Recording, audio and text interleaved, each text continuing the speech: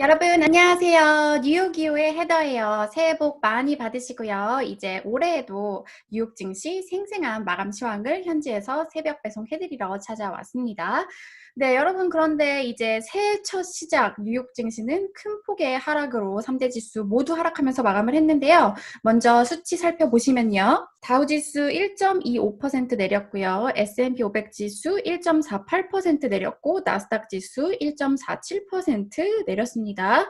그리고 이제 작년 같은 경우에는 간단하게 정리를 해드리면 다우지수가 7.3%나 올랐고요. S&P 500 지수 16.3%, 나스닥 지수는 무려 43.6% 상승하면서 2009년 이후 가장 큰 폭의 상승세를 나타냈어요. 하지만 이 새해 첫날에는 하락으로 이렇게 마감을 하는 모습이었는데요. 이제 오늘 같은 경우에는 크게 두 가지를 뽑을 수 있을 것 같아요. 첫 번째는 여러분들도 계속 듣고 계시겠지만 코로나 변종 바이러스에 대한 우려감. 이 영국발 변종도 무서웠는데 남아공발 변종은 뭐 더 심각하다 이런 기사들이 계속 나오고 있죠. 그리고 또 한 가지는 바로 시장에 관심이 집중되고 있는 이 내일 열리는 조지아주에서 열리는 이 상원 결선 투표라고 할 수가 있겠습니다. 이제 내일 이 투표에 따라서 이 나머지 상원의 좌석 2개가 결정이 되잖아요. 그러면은 이제 앞서 제가 몇 번 전해드렸던 민주당이 상원과 하원을 다 차지하게 되는 이런 블루 웨이브 사태가 나올 것이냐, 뭐 이런 약간 우려감이 제시가 되면서 증시가 모두 하락을 한 것 같은데요. 그래서 오늘은 이 두 가지 소식을 외신을 통해서 한번 가지고 와봤습니다. 이제 첫 번째로는 조지아 상원 결선 투표 관련된 기사를 살펴보시겠습니다. 네, 첫 번째 기사는 이제 비즈니스 인사이더에서 가지고 와봤는데요. 제목이 아주 심상치 않습니다. 자, 만약에 민주당이 조지아 이제 상원 투표에서 2개 좌석을 다 차지하게 된다면 S&P 500 지수가 10% 내릴 수 있다. 이렇게 말을 했는데요. 혹시 이제 상원 투표 지금 어떤 상황인지 간단하게 좀 설명을 해드리면요. 이제 11월 3일 대선에서 같이 투표가 진행이 됐었죠. 그런데 지금 상원 같은 경우에는 현재 공화당이 장악을 하고 있고 하원은 민주당이 장악을 하고 있죠. 그런데 새로운 투표에서 이제 상원 전체 100개 좌석 중에 공화당이 50석 그리고 이제 민주당이 48석 이렇게 확보를 하게 됐습니다. 그런데 상원 선거 결과 이제 과반 득표자가 없어서 조지아 법에 따라서 결선 투표가 내일 진행이 되는 건데요. 자, 이제 48석이기 때문에 만약에 2명이 이제 더 좌석을 차지하게 되면 민주당 50, 공화당 50이 이렇게 되죠. 그런데 사실상 이 해리스 카말라 이 부통령 당선인이 이제 상원에서 같이 활동을 하기 때문에 사실상 만약에 민주당이 2석을 더 차지하게 된다면 민주당이 이제 상원을 장악을 하는 그런 상황이 되는데요. 이제 그렇게 되면은 상하원을 모두 장악을 하게 되면 정책들을 통과시키기가 훨씬 쉬워지잖아요. 그래서 이제 증시에 별로 좋지 않은, 증시에 친화적이지 않은 그런 게 나오는 게 아니냐 이런 우려감이 제시되고 있는 상황이고요. 그러면 이 상원 결선 투표랑 관련해서 증시의 전망은 어떤 전망인지 이 전문가 발언으로 살펴보실게요.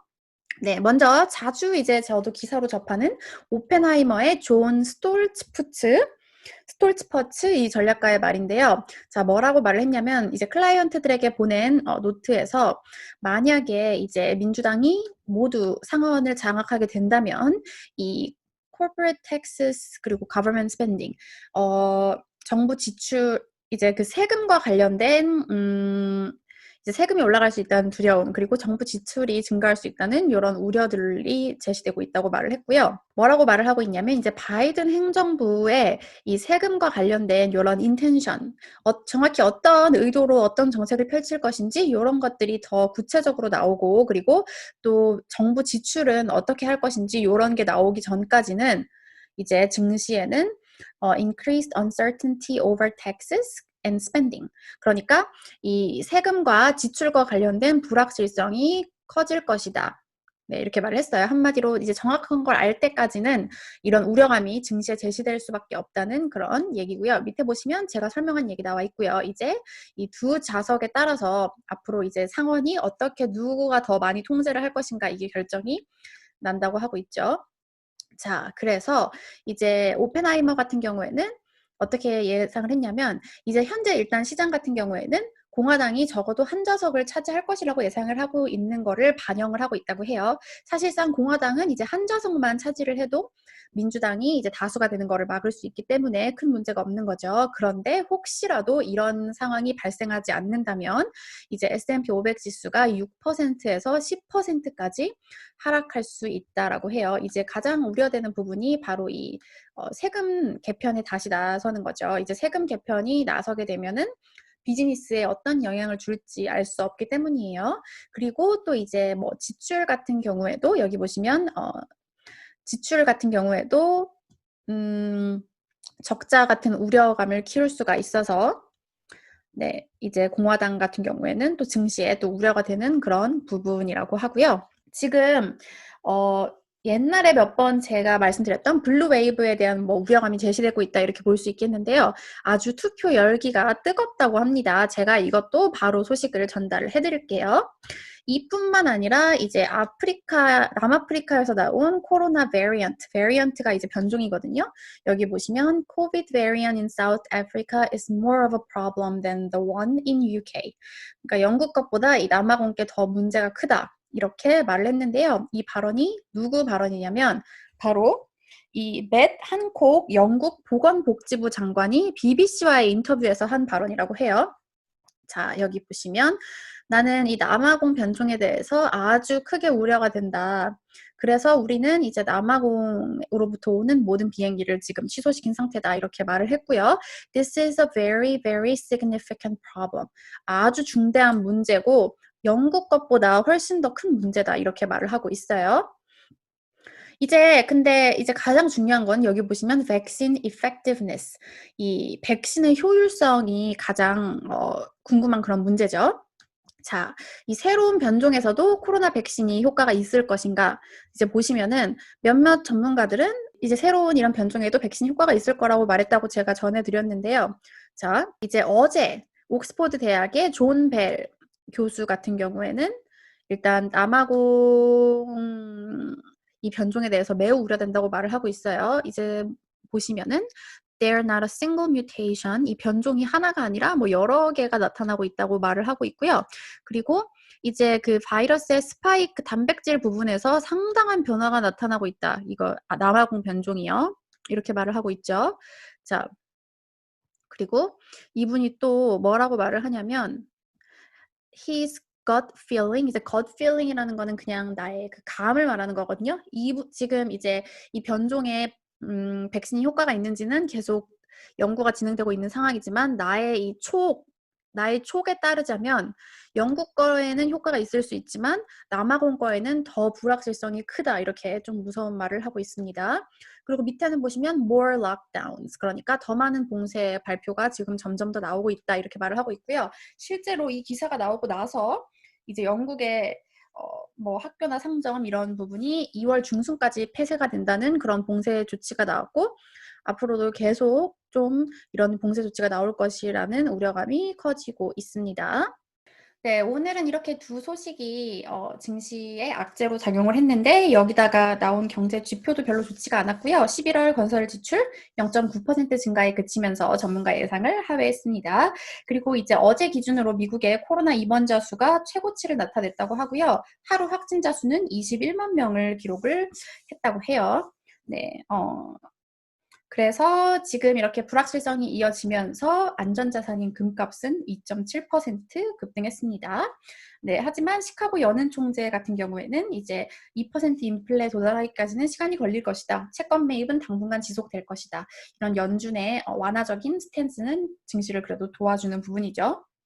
네, 종목별로는 바클레이즈가 은행주 강세가 지속될 수 있다. 골드만 모건 스탠리에 대한 투자 의견을 비중 확대로 제시한다. 이렇게 발표를 했고요. 개별 종목으로는 이날 다우지수를 가장 많이 끌어내린 종목이 코카콜라, 보잉. 코카콜라는 3.85% 내렸고 보잉은 5.3% 내렸어요. 테슬라 같은 경우에는 이제 주말에 나온 소식인데 지난 분기 자동차 인도량이 예상을 상회하면서 이날 부진한 장 속에서도 3.42% 급등했고요. 모더나가 이날 6.88% 급등했는데요. 이제 반토막 백신, 지금 백신이 급하니까 반으로 도스량을 줄여서 나누겠다 이런 소식도 있고 생산량을 20% 늘린다 이런 소식들이 나오면서 급등했습니다. 네. 그러면 이제 오늘 증시 상황에 대해서 전문가들은 어떻게 평가를 했을지 CNBC 마감 기사 통해서 살펴보실게요. 네. 첫 번째 이제 발언은 제가 설명해 드린 것과도 비슷한 발언인데요. 바로 이 글렌 매드의 제이슨 프라이드 CIO의 발언이고요. 만약에 공화당이 이제 한 자리라도 얻게 된다면 이제 바이든 행정부의 이런 야심찬 정책들의 방해라기보다는 그 정책들을 이제 좀 제한할 수 있기 때문에 정책할 수 있겠지만, 만약에 민주당이 모두 상하원을 장악하게 된다면 이제 정책을 다른 그런 제한 없이 다 펼칠 수 있게 된다. 네. 제가 아까 했던 말이랑 똑같은 말이고, 여기도 보시면 아까 말씀드린 그 10% 하락할 수 있다. 그 이야기가 나오고 있고요. 자, 하지만 쪼끔 더 긍정적인 내용의 멘트를 찾아서 소개해 드릴게요. 이제 차이킨 애널리틱스의 마크 차이킨 CEO가 뭐라고 말을 했냐면요.